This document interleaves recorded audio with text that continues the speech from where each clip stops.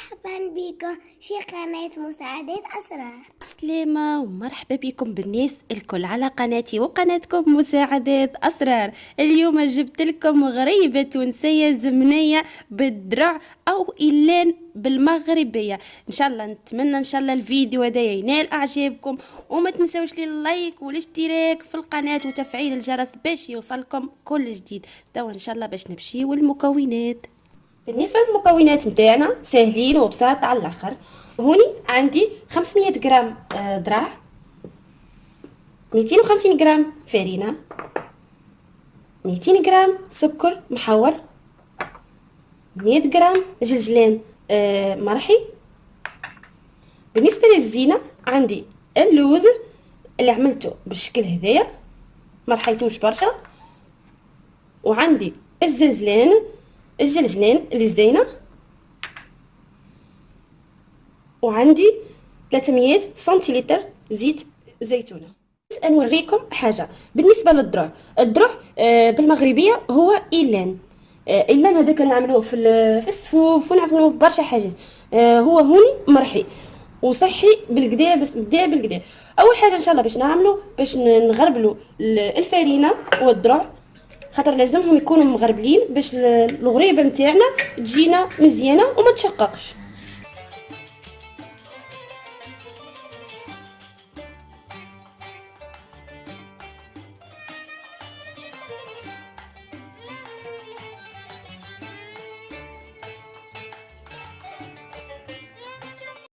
قاعدين تشوفوا توا من بعد ما غربلنا الذراع والفرينه والسكر محور، بعد ما غربلناهم بالكدا توا باش نضيفوا الزلجلان اللي رحيته بالكدا بالشكل هذايا. توا باش نخلطوا المكونات هذوما النواشف مع بعضهم.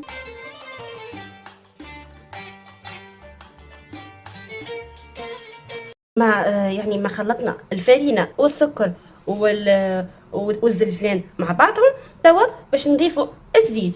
بالنسبه للزيت حسب الخليط، خاطر فما فرينه تشرب الزيت وفما فرينه لا. توا باش نخلطوا مع بعضنا ونشوفوا قداش استعملت نتاع زيت الزيتونه. بسم الله.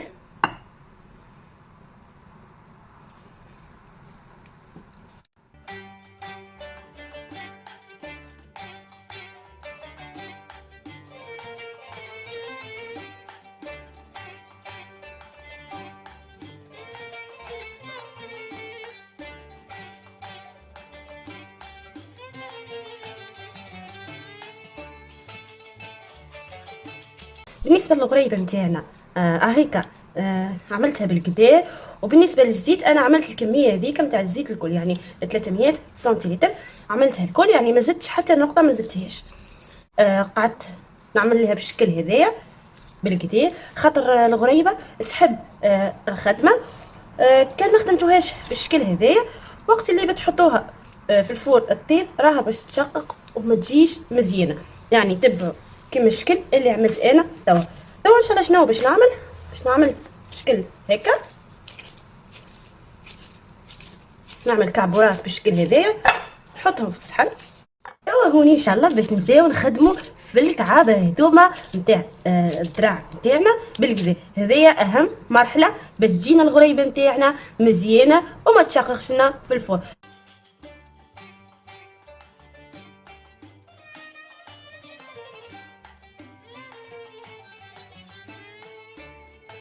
قاعدين تشوفوا وريتكم الطريقه هذيا اللي نقعدوا نعملوا بها بالشكل هذايا باش الغريبه هذه نتاعنا تولي لنا مزيانه وما تشقق. توا ان شاء الله باش نوريكم الطريقه الثانيه. الطريقه الثانيه باش نجيبوا ساشي كيما هذه وناخذوا كابوره نتاعنا ونحطوها لداخل بالشكل هذايا، ونجيبوا هذايا المدلك واللي كاين اللي يقولوا القلقال.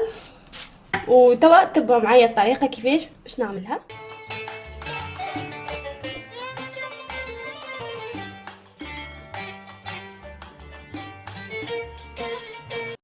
وريتكم الطريقه الاولى، شديت كون كابوره وحدها وصبطتها هكا بالكدا. والطريقه الثانيه اللي زاده شاركتها معكم، عملت ساشي وعملت كعبوره الداخل في الساشي وصبطتها بالكدا بهذاك القلقال. بالنسبه زاده فما طريقه ثالثه، الماكينه نتاع اللحم اللي نرحيو فيها اللحم.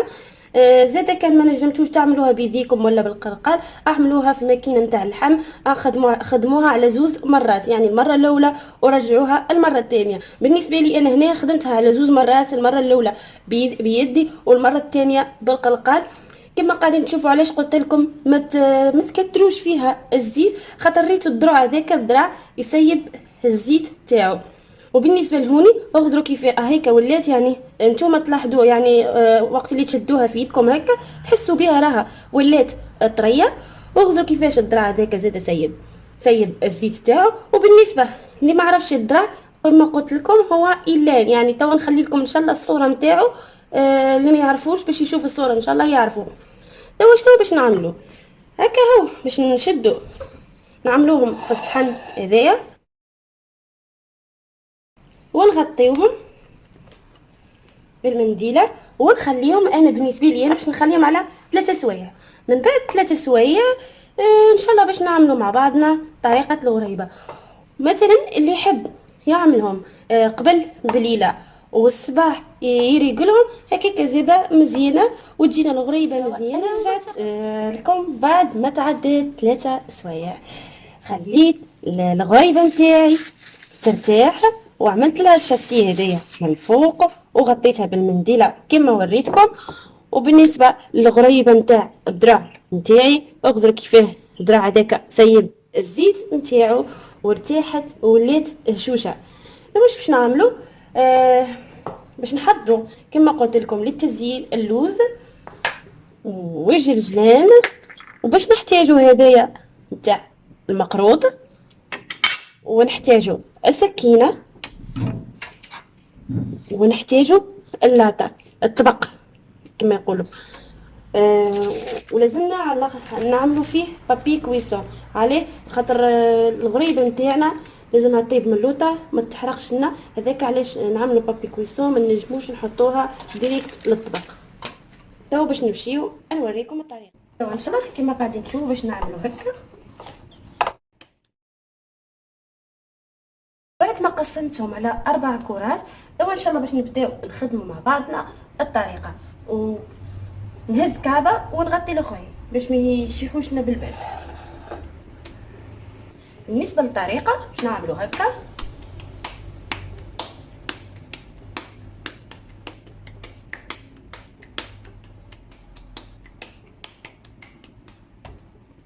وبعديك نحطوها هوني، نعملوا بالشكل هذايا شويه.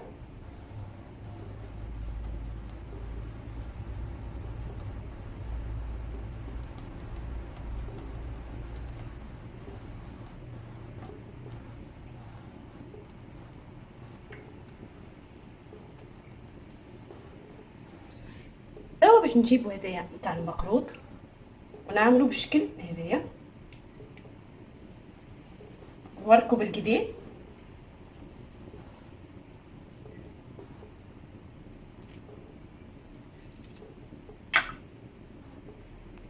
نجيبوا سكينه نقطعوا هذايا اللي في الجنب.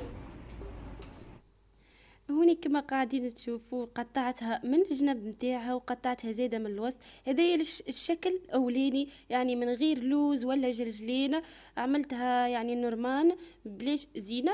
توا غنحطها في الطبق ونمشيو ان شاء الله نكملوا ان شاء الله الشكل الثاني. غادي تشوفوا في الطبق نتاعي بالشكل هذايا نعمل غريبه نتاع الذراع. توا باش نكملوا البقيه هذايا. توا باش نجيب للزينه كما قلت لكم اللوز والجلجلان، وباش نجيب كعبه اخرى ونعملها هي زاده بالشكل هذايا. بعد هذوما شويه ونمشي زاده بالشكل هذايا.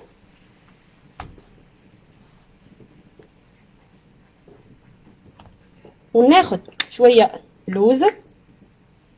بالنسبه للوز ما طرحيوش برشا، خاطر الحلو هذايا الغريبه هذايا عفوا تحب لوز والجلجلان. بالنسبه للوز راني ما عملتوش الداخل، خاطرني كهو عملت كان الجلجلان. توا باش نهز هذايا ونقلبها فوق اللوز بالشكل هذايا. بالشكل هذايا كاو.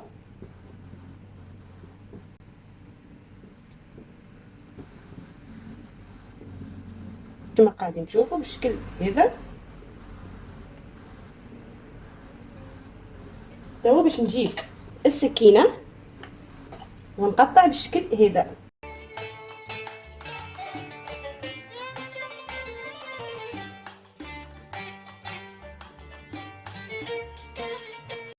بالنسبة للشكل هذايا الثالث عملته بالجلجلين برك كما قاعدين تشوفوا، يعني عملته بالشكل هذايا وبالطريقة هذايا، وعملته بالقالب متاع المقروط. بالحقيقة يعجبني القلم تاع المقروط، خاطر تجي الزينة مزيانة وتقعد راه وقت الطيب في الفور تقعد الزينة هذيك مزيانة. وبالنسبة لدوكا اللي نحيت راني لميتهم باش نعمل بيهم غريبة واحدة أخرى. بالنسبة لغريبة الدروع متاعنا هايكا حضرتها وبالنسبة للفور راهو شعلته على 145 درجة حرارة من لوطة برك. وبالنسبة للطيب متاع الغريبة راها تقعدنا في الفور 30 دقيقة، وكان يعني تعرفوها كيفاش يعني راها طابت تتحمر من لوطة وخرجوها. بسم الله ما شاء الله، هيك الغريبة متاعنا خرجت من الفور وما شاء الله بالشكل تاعها جيت بنينة وريحتها مزيانة. نتمنى ان شاء الله تجربوها، وبالحقيقة راهم يحبوها الصغار وحتى الكبار. حبيت نقعدوا مع بعضنا في الجلسة هذيا كيف العادة كيف ما عودتكم. بالنسبة للغريبة متاعك عملتها في المنظر هذا يغزروا كيفاش منظرها، ولا بالحقيقة جيت بنينة برشا. ان شاء الله ودكم ومن شهيكم. نتمنى ان شاء الله تجربوها وتعجبكم، وتردوا عليا ان شاء الله في التعليقات وتقولوا لي ايش قولكم في الغريبة هذيا الزمنية التونسية 100%. ان شاء الله كان عجبكم الفيديو ما تبخلوش عليا باللايكات متاعكم والاشتراك في القناة وتفعيل الجرس والبرتاج مع الاهل والاصحاب. وان شاء الله نقول لكم يعني جربوها، وراها تونسية وصحية، والدروع يعني راهو إيلان في المغرب موجود يعني برشا. اعملوها وراكم باش تحبوها، خاطر بالحقيقة جات بنينة برشا. توا ما عليا الا نقولكم ان شاء الله في فيديو جاي ان شاء الله، ونقولكم بسلامة ونخليكم مع المنظر هذايا متاع الغريبة وهشوشة الغريبة. بسلامة.